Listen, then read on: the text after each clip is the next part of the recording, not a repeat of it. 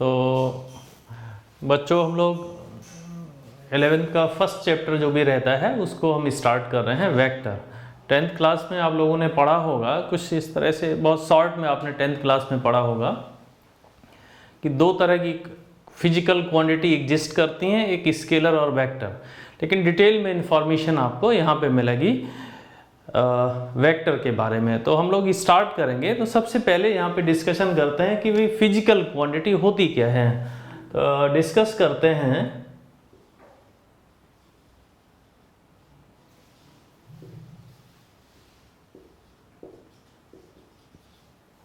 ये physical quantity क्या है।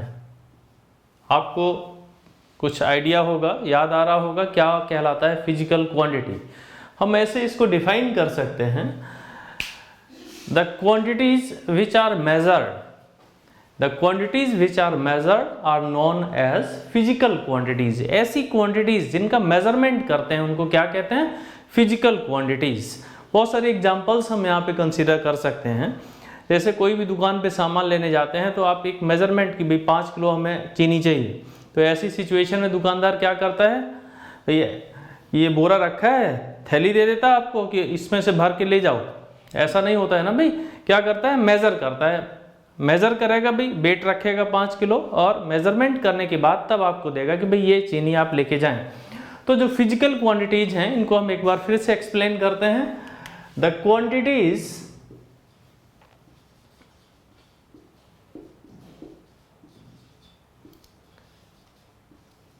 which are measured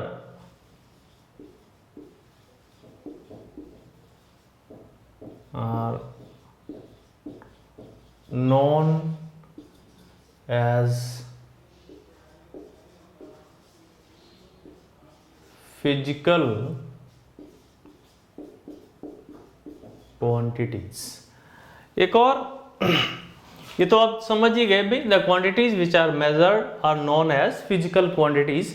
एक तरह से और हम लोग डिफाइन कर सकते हैं, पूरी फिजिक्स में अगर देखेंगे तो जो भी लॉज हैं, फिजिक्स के जो भी लॉज हैं उनको हम लोग एक्सप्लेन करते हैं। किसके बेस पे एक्सप्लेन करते हैं, किसकी टर्म्स में एक्सप्लेन करते हैं, भाई वो फिजिकल क्वांटिटीज कहलाती हैं। तो एक स्टेटमेंट और हम यहाँ पे लिख सकते हैं, the laws of physics, the laws of physics are expressed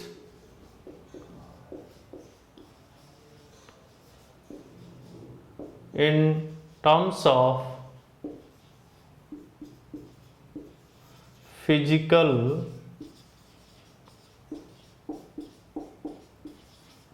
quantities। The laws of physics are expressed in terms of physical quantities। Physics के जो भी लॉ हैं, जैसे आपने पढ़ा होगा भी न्यूटन्स लॉज ऑफ मोशन में आपने ये रिलेशन पढ़ा होगा भी F is equal to mass into acceleration, F is equal to ma, पढ़ा है ना आपने।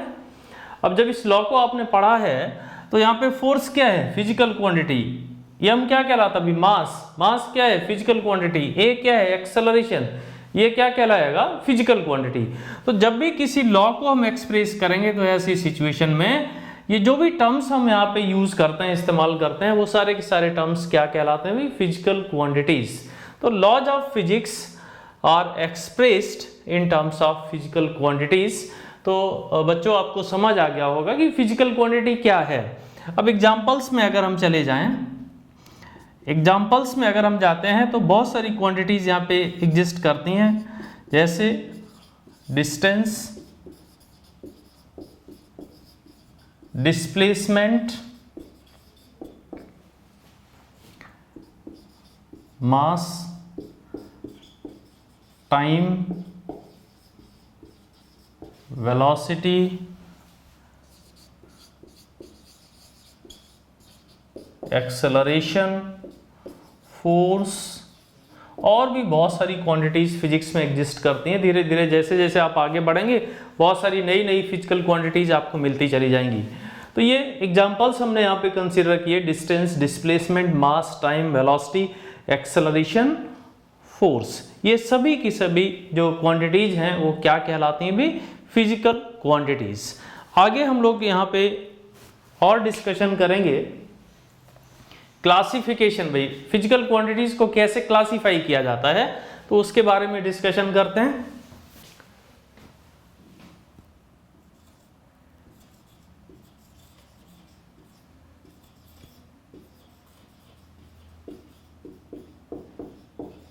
फिजिकल क्वांटिटीज को दो कैटेगरी में हम लोग डिवाइड करते हैं, एक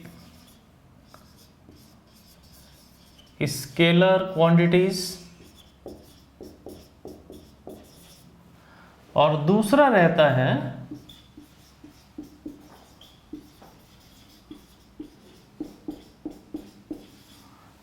वेक्टर क्वांटिटीज। तो देखिए भाई, फिजिकल क्वांटिटी को दो कैटेगरी में हमने डिवाइड किया, स्केलर क्वांटिटीज और वेक्टर क्वांटिटीज। अब वन बाय वन हम लोग डिस्कस करेंगे कि स्केलर क्वांटिटीज क्या है और वेक्टर क्वांटिटीज क्या है, दोनों में डिफरेंस क्या है, और दो क्वांटिटीज दो कैटेगरी में डिवाइड करने की जरूरत क्या पड़ी, इसके बारे में डिस्कशन करेंगे। तो सबसे पहले डिस्कस कर लेते हैं scalar quantities.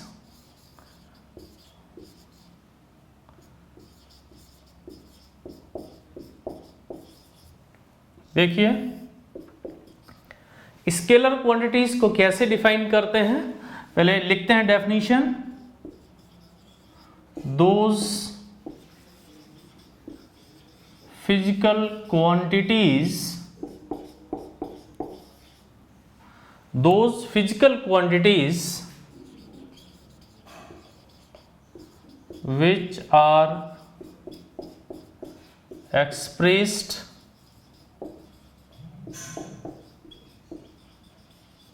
those physical quantities which are expressed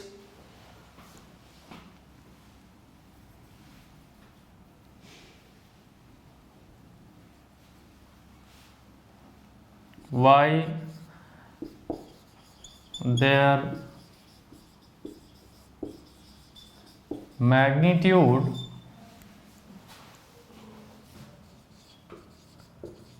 with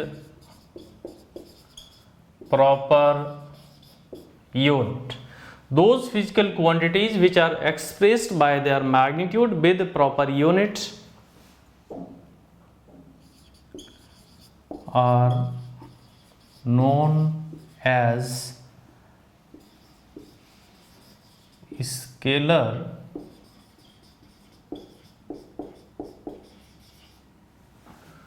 तो समझने की कोशिश करते हैं भाई।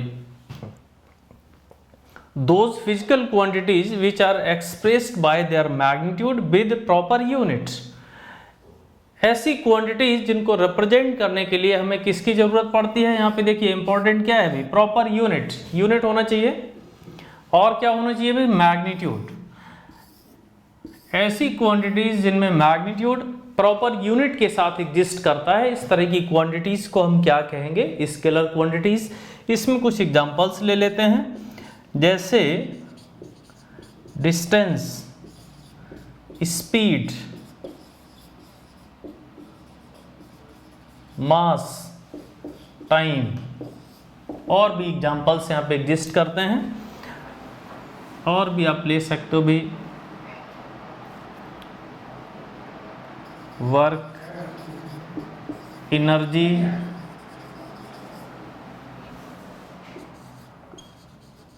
पावर, इस तरह से और भी बहुत सारे एग्जांपल्स हो सकते हैं। तो हम लोग यहाँ पे पहले एक एग्जांपल को डिस्कस करेंगे, इसके बाद आगे बढ़ेंगे। तो ये तो समझ ही गए भाई आप लोग कि भाई ऐसी क्वांटिटीज जहाँ पे मैग्नीट्यूड होता है और यूनिट होता है, बस केवल इसी को हमें बताना होता है कि भाई इस क्वांटिटी का मैग्नीट्यूड क्या है, यूनिट क्या होगा, और वो हमारी क्वांटिटी कहलाती है स्केलर क्वांटिटी। तो इसमें एक एग्जांपल हम लोग ले लेते हैं, एक एग्जांपल हम लोग यहाँ पे लेते हैं डिस्टेंस। अब देखिए इसमें जैसे the distance between Kanpur and Delhi is 500 kilometer. The distance between Kanpur and Delhi is 500 kilometer. ऐसे ये स्टेटमेंट हमने लिखा। अब यहाँ पे देखो भाई, ये जो 500 है ये किसको रिप्रेजेंट कर रहा है, दिस इज कॉल्ड मैग्नीट्यूड। ये 500 मैग्नीट्यूड को रिप्रेजेंट कर रहा है, और ये जो किलोमीटर हमने लिखा ये किसको रिप्रेजेंट कर रहा है, ये यूनिट को रिप्रेजेंट कर रहा है। तो यहां से आप समझ सकते हैं the distance between Kanpur and Delhi is 500 kilometre. 500 क्या है मैग्नीट्यूड, किलोमीटर क्या है यूनिट। कंप्लीट हो गया इंफॉर्मेशन। इसी तरह से और भी एग्जांपल्स हम लोग कंसिडर कर सकते हैं। तो स्केलर क्वांटिटी में बहुत ज़्यादा डिस्कशन हमें नहीं करना है, ये कंप्लीट होता है। इसके बाद डिस्कस करेंगे वेक्टर क्वांटिटी के बारे में। अब इसमें डिस्कस करेंगे वेक्टर क्वांटिटीज के बारे में।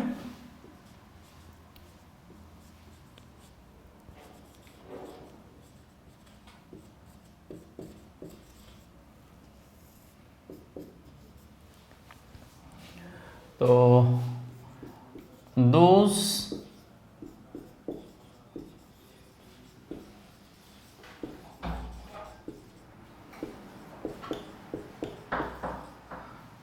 physical quantities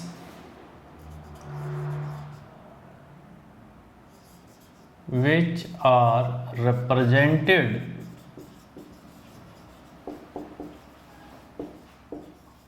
by their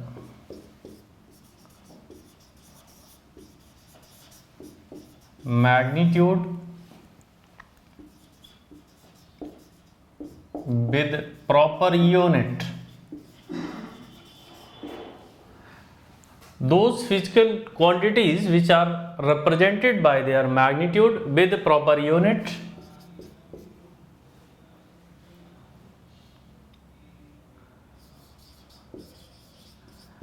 direction, third,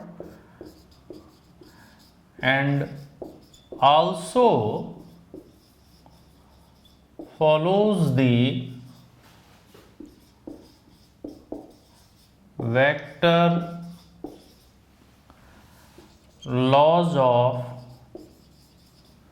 addition, and also follows the vector laws of addition are known as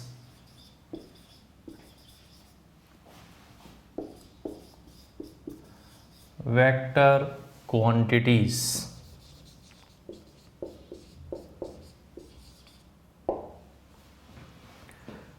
For example, displacement,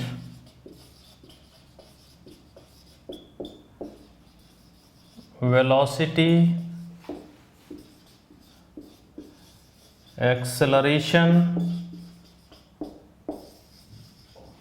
force। देखिए पहले हमने डेफिनेशन यहाँ पे लिखा हुआ है, अब समझ लेते हैं भाई। Those physical quantities which are represented by their magnitude with proper unit, magnitude होना चाहिए प्रॉपर यूनिट के साथ, है ना।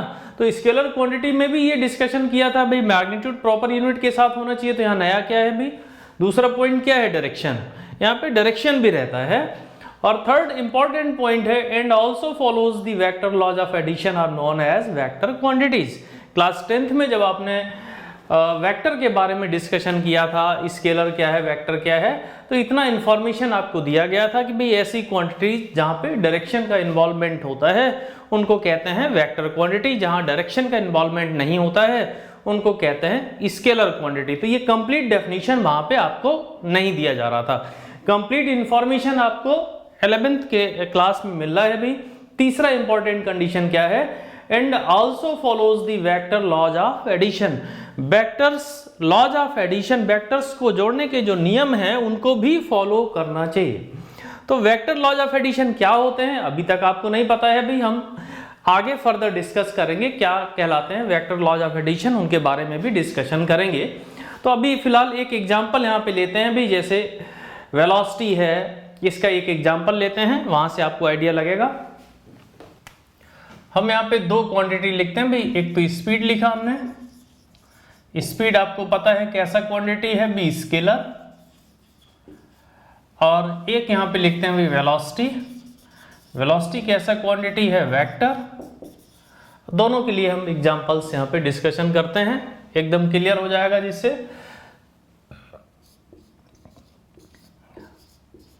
the bus is moving with speed 40 kilometre per hour. अब इस स्टेटमेंट को देखिए, the bus is moving with speed 40 kilometre per hour. बस एक स्पीड से जा रही है, कौन सी स्पीड से भाई? 40, और यहां पे लिखा है किलोमीटर पर आवर। तो 40 किसको रिप्रेजेंट कर रहा है? बोलिए, बोलो बच्चों भाई, 40 किसको रिप्रेजेंट कर रहा है? मैग्नीट्यूड को। और जो किलोमीटर पर आवर है ये किसको रिप्रेजेंट कर रहा है? यूनिट को। तो ऐसी क्वांटिटी जिसको रिप्रेजेंट करने के लिए मैग्नीट्यूड और यूनिट की ही जरूरत पड़ती है, उसको हम क्या कहते हैं? Scalar quantity. आपने देखा होगा जब जो भी बसें रहती हैं उसमें आगे एक प्लेट लगा रहता है और उस प्लेट पे लिखा होता है स्पीड 40 किलोमीटर पर आवर। कभी आपने वहां पे वेलोसिटी लिखा देखा? नहीं। क्यों?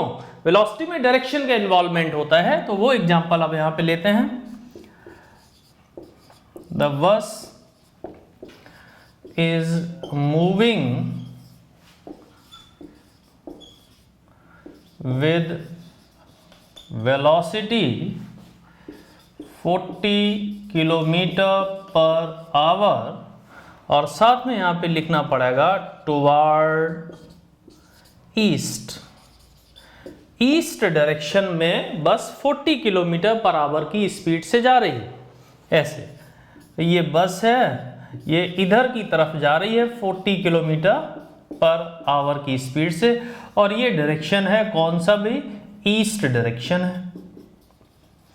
तो यहां से आप समझ सकते हैं जब भी हमें वेलोसिटी को बताना होगा, वेलोसिटी के बारे में इंफॉर्मेशन देनी होगी, तो ऐसी सिचुएशन में यहां पे देखिए भाई, बस is moving with velocity 40, magnitude हो गया, किलोमीटर पर आवर यूनिट हो गया, और इसी के साथ में ये क्या लिखा हुआ है भाई? ये डायरेक्शन दिया गया है। The bus is moving with velocity 40 kilometre per hour toward east. Complete हो गया भाई। आपको यहां से क्लियर भी हो गया होगा कि स्केलर क्वांटिटीज क्या है और वेक्टर क्वांटिटीज क्या है। अभी एक पॉइंट अभी भी यहां पे डिस्कस नहीं किया है कि भाई वेक्टर लॉज ऑफ एडिशन क्या होते हैं। आगे के क्लास में हम लोग डिस्कस करेंगे वेक्टर लॉज ऑफ एडिशन के बारे में। अब देखते हैं कि रिप्रेजेंट कैसे किया जाता है वेक्टर्स को। देखो,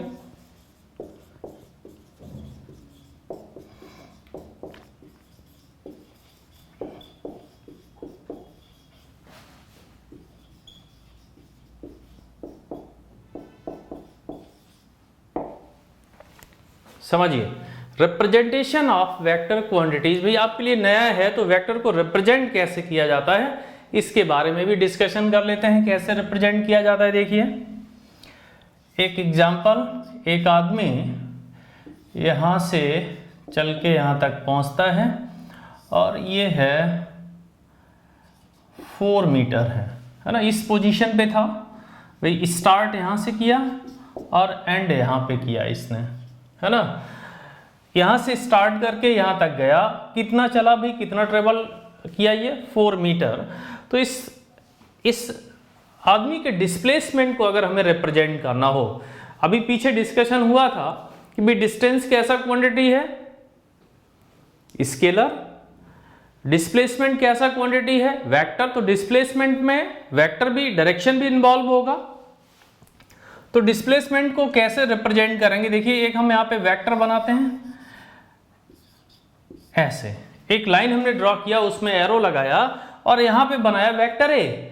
अब देखिए यहाँ पे ये जो वेक्टर ए है, vector A is representing the displacement of the man. समझिए भाई, vector A is representing the displacement of the man. आदमी के डिस्प्लेसमेंट को कौन रिप्रेजेंट कर रहा है? Vector A. Vector A is representing the displacement of the man. इस आदमी के डिस्प्लेसमेंट को कौन रिप्रेजेंट कर रहा है? वेक्टर। Vector A. अब इसमें 3 पॉइंट हमें डिस्कस करने हैं। पहला पॉइंट है ये जो लाइन हमने ड्रॉ किया है, इस लाइन का लेंथ क्या रिप्रेजेंट करता है? देखिए भी पहला point, length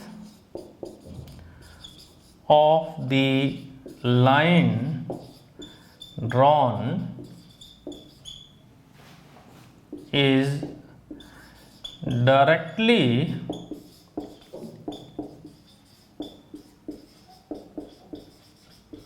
length of the line drawn is directly proportional to the magnitude of the length of the line drawn is directly proportional to the magnitude of the physical quantity.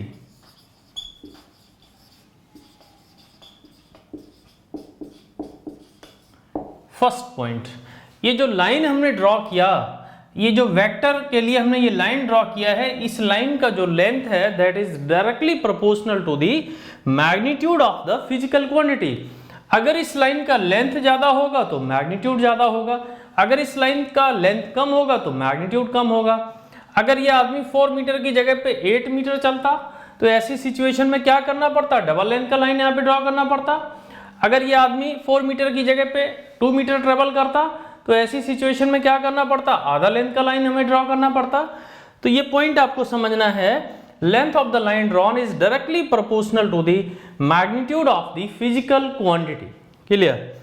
अब दूसरा point discuss करते हैं। दूसरा point क्या कहता है? ये जो एरो आप देख रहे हैं, arrow gives the direction of the physical quantity। इस बात को समझिए, ये जो एरो है, ये जो एरो हमने बनाया है, ये क्या रिप्रेजेंट करता है? Arrow gives the direction of the physical quantity. Physical quantity जो डिस्प्लेसमेंट है वो किधर हुआ? डिस्प्लेसमेंट किधर हुआ? अगर हम डायरेक्शन यहाँ पे देखें तो बोर्ड पे हम ऐसे डायरेक्शंस कंसीडर करते हैं भाई, इधर नॉर्थ, इधर साउथ, इधर ईस्ट और इधर वेस्ट, ऐसे हम डायरेक्शन कंसीडर करते हैं। तो इस आदमी का जो डिस्प्लेसमेंट हुआ है वो किधर हुआ है भी? नॉर्थ की तरफ हुआ, साउथ की तरफ हुआ, ईस्ट की तरफ हुआ, वेस्ट की तरफ हुआ। तो ये एरो हमें ये बताता है कि भाई इसका डिस्प्लेसमेंट ईस्ट डायरेक्शन में हुआ है। कितना हुआ है? 4 मीटर। इसमें एक और पॉइंट हमें डिस्कस करना है, थर्ड पॉइंट। थर्ड पॉइंट हमारा क्या है?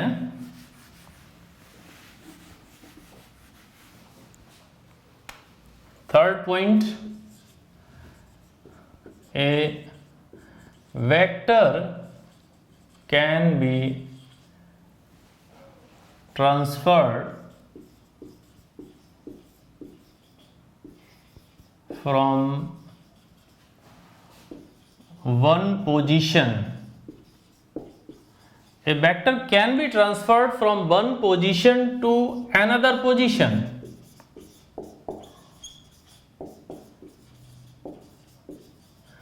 A vector can be transferred from one position to another position without change in its length and direction। तो इस बात को समझने की कोशिश करिए भी, a vector can be transferred from one position to another position.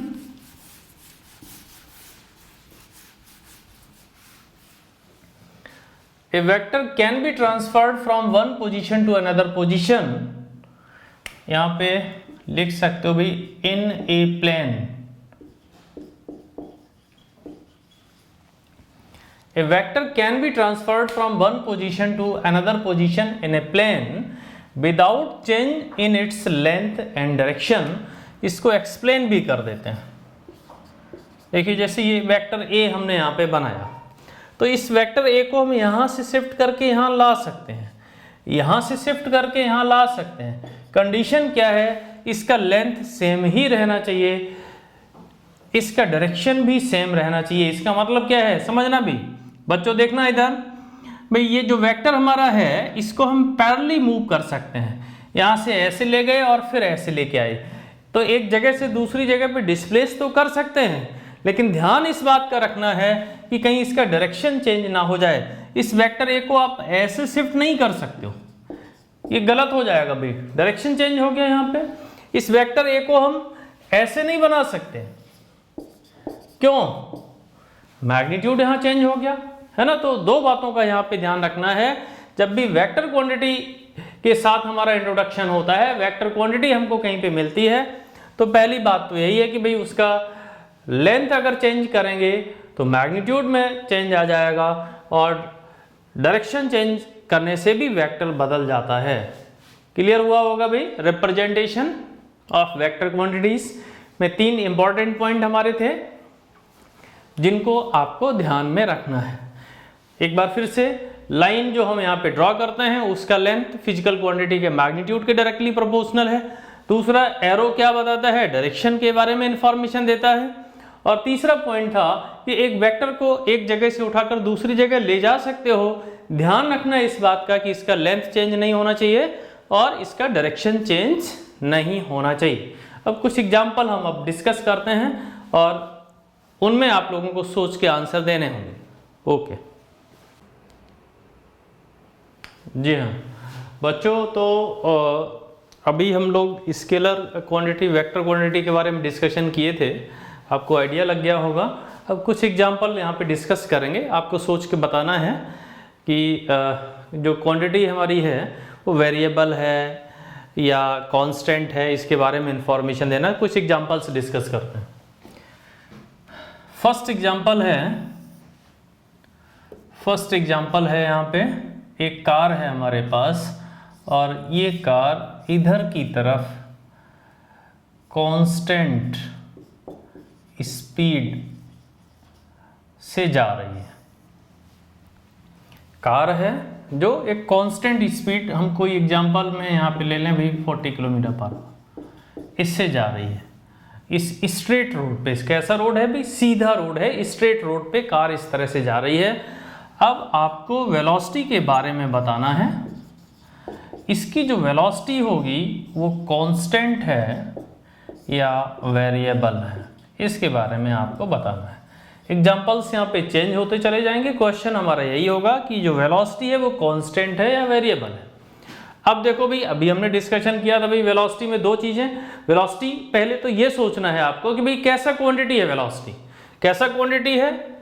Vector quantity है, यहाँ डायरेक्शन का इन्वॉल्वमेंट होता है, मैग्नीट्यूड भी रहता है। तो यहाँ पे जब ये इंफॉर्मेशन दिया गया है कि स्पीड कैसा है? कांस्टेंट, अब आपको सोच के बताना है कि जो वेलोसिटी है उसको हम कांस्टेंट पे टिक कर दें या वेरिएबल पे, क्या होगा बताओ? कांस्टेंट। देखिए भाई, अगर ये स्ट्रेट रोड है तो डायरेक्शन तो फिक्स हो गया ना भाई, डायरेक्शन में कोई चेंज हो रहा है क्या? नहीं हो रहा है। तो जब डायरेक्शन में कोई चेंज नहीं हो रहा है तो ऐसी सिचुएशन में यहाँ पे इसका मैग्नीट्यूड भी देख लो भी, जब बोल दिया है कांस्टेंट स्पीड, इसका मतलब ये चलती रहेगी। कैसे? 40 किलोमीटर पर आवर की स्पीड से ही ये चलती रहेगी। इसका मतलब यहाँ पे जो वेलोसिटी है वो कैसी होगी? कांस्टेंट होगी। ये समझ में आ रहा है कि नहीं? कांस्टेंट वेलोसिटी कैसी होगी? कांस्टेंट। तो इस पे हम टिक कर देते हैं। अब एग्जांपल्स को हम चेंज करते हैं, मॉडिफाई करते हैं। दूसरा एग्जांपल लेते हैं। दूसरे एग्जांपल में देखना,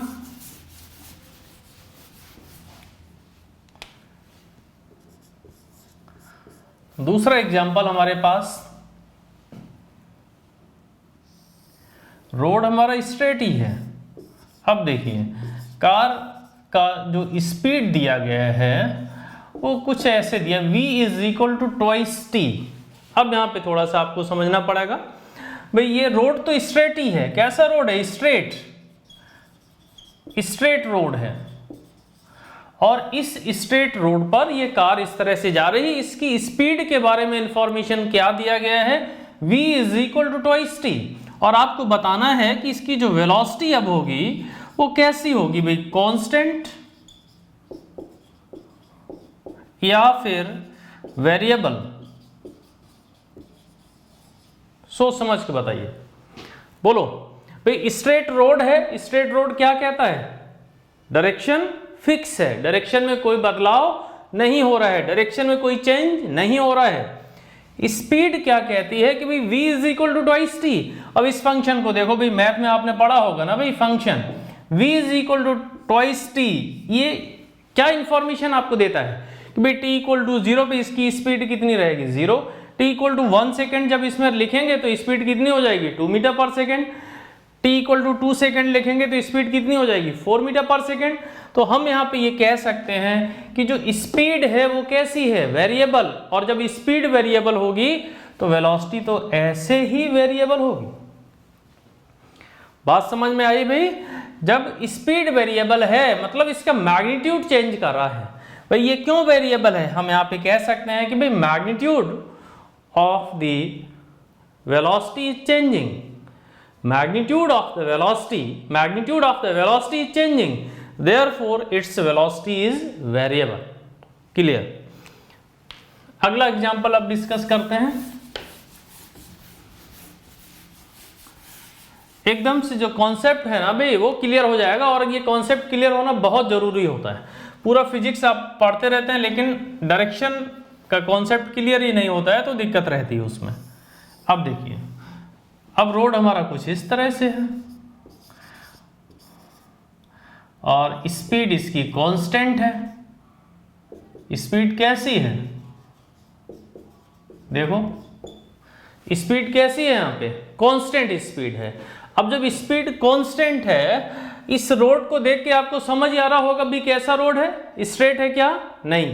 बोलो भाई, स्ट्रेट रोड नहीं है। इसका मतलब अब वेलोसिटी के बारे में आपको यहाँ पे बताना है कि इसकी वेलोसिटी कैसी होगी, कांस्टेंट या फिर वेरिएबल। सोच के बताइए बच्चों, बोलो बच्चों, कांस्टेंट होगी या वेरिएबल? अब यहाँ पे सबसे पहले भाई, कभी भी हम जब किसी वेक्टर क्वांटिटी को देखते हैं तो 2 पॉइंट पे डिस्कस हमें करना है। वेक्टर क्वांटिटी को देख के हमें 2 पॉइंट पे डिस्कस करना है कि भाई इसका मैग्नीट्यूड कांस्टेंट है क्या। देखो भी क्या लिखा है, स्पीड कांस्टेंट, इसका मतलब वेलोसिटी का जो मैग्नीट्यूड है वो कांस्टेंट है, उसमें कोई बदलाव नहीं होगा। अगर ये 40 किलोमीटर पर आवर की स्पीड से जा रही तो हर एक जगह पे 40 किलोमीटर पर आवर ही स्पीड होगी। अब आते हैं भाई डायरेक्शन।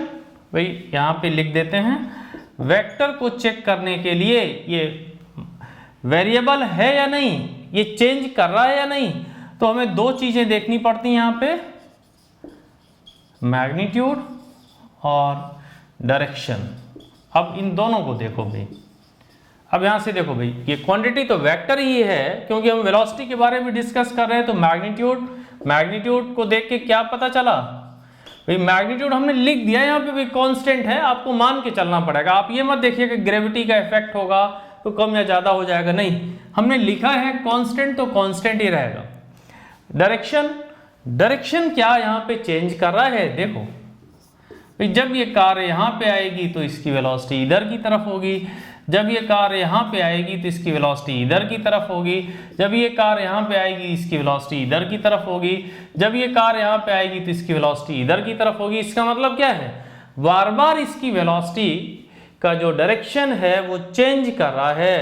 तो आप यहाँ पे बताएंगे कि भाई इसका डायरेक्शन चेंज कर रहा है, और जब वेक्टर क्वांटिटी में कोई एक चेंज करेगा तो उसको वेरिएबल ही कहेंगे।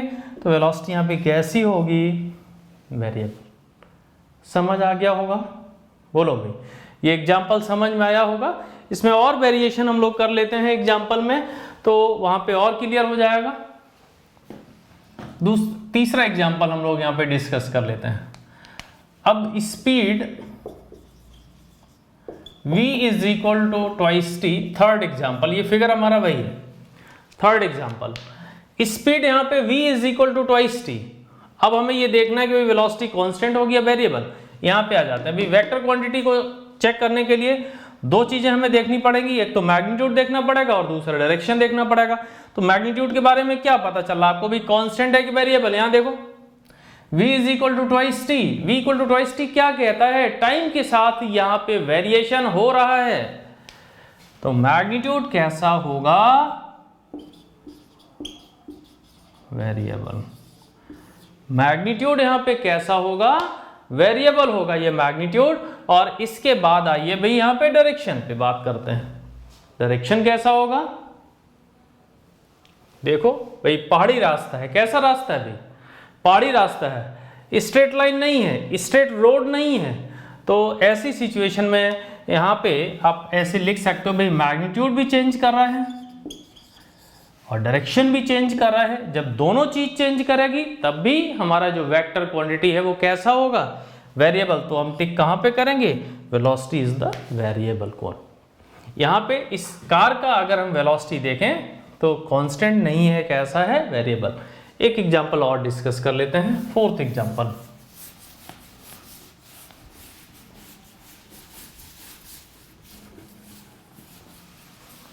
फोर्थ एग्जाम्पल क्या कहता है इसके बारे में भी डिस्कशन कर लेते हैं भाई। फोर्थ एग्जाम्पल में अब देखिए कुछ रास्ता बदल गया। ये है एक सर्कुलर ट्रैक, सर्कुलर ट्रैक, इस पे कार चल रही है और इसके बारे में इंफॉर्मेशन हमारे पास है कि स्पीड कैसा रहेगा, कांस्टेंट रहेगा। और आपको वेलोसिटी के बारे में बताना है, वेलोसिटी के बारे में बताना है। वेलोसिटी कैसा होगा, कांस्टेंट पे टिक करें या वेरिएबल पे, बोलो बच्चों। अब ये आंसर आपको देना। अब इसमें अब इसको देखो भी, जो हमारा जो ट्रैक है, जो रास्ता है वो कैसा है, सर्कुलर ट्रैक है, स्ट्रेट रोड नहीं है, सर्कुलर ट्रैक है। और स्पीड के बारे में इंफॉर्मेशन क्या दिया जा रहा है, कांस्टेंट है स्पीड। अब सिलेक्ट करना है, वेलोसिटी के बारे में बताना है कैसा है, वेलोसिटी वेरिएबल या कांस्टेंट। तो फिर से हम यहीं पे आते हैं। जब भी किसी वेक्टर क्वांटिटी को देखना है तो वेक्टर क्वांटिटी को मॉडिफाई करना है या चेंज करना है तो कैसे हो सकता है, मैग्नीट्यूड में चेंज अगर हो रहा होगा तब भी वेरिएबल हो जाएगा, डायरेक्शन में अगर चेंज हो रहा होगा तब भी हो जाएगा। तो मैग्नीट्यूड के बारे में आप क्या कहते हैं बताओ भाई, ये है इसका मैग्नीट्यूड, बताओ भाई। फिगर आपके सामने है, क्या लिखा हमने, स्पीड कैसा है, कांस्टेंट। स्पीड कांस्टेंट का मतलब मैग्नीट्यूड कैसा रहेगा, कांस्टेंट रहेगा, मैग्नीट्यूड कांस्टेंट रहेगा। अब आते हैं भाई डायरेक्शन, डायरेक्शन कैसा है। अब सोच समझ के बताइए भाई, डायरेक्शन जब कार यहां पे है तो इसका वेलोसिटी का डायरेक्शन इधर की तरफ है ना, और अगर कार यहां पे आ जाएगी तो इसका वेलोसिटी का डायरेक्शन इधर की तरफ होगा। जब कार यहां पे आ जाएगी तो इसका वेलोसिटी का डायरेक्शन इधर की तरफ होगा। जब कार यहां पे आ जाएगा तो इसका वेलोसिटी का डायरेक्शन इधर की तरफ होगा। तो ये यहां से क्या आपको इंफॉर्मेशन पता चल रही है कि जब कोई भी बॉडी इस तरह के सर्कुलर ट्रैक पे चल रही होगी तो इसका जो डायरेक्शन है ना बार बार चेंज करता है। यहाँ पे डायरेक्शन कैसा होगा भाई, वेरिएबल होगा। और डायरेक्शन के वेरिएबल होने की वजह से वेलोसिटी कैसा होगा इसका भाई, वेरिएबल। तो ये 4 एग्जाम्पल हमने डिस्कस किए जो काइनेमेटिक्स में बहुत काम आएंगे आपके, और इससे पूरी तरह से आप समझ गए होंगे कि हम वेक्टर और स्केलर में डिफरेंस कैसे करते हैं। अगले क्लास में हम लोग डिस्कस करेंगे triangle law of vector addition के साथ साथ parallelogram law of vector addition के बारे में नेक्स्ट क्लास में। ओके, थैंक यू बच्चों।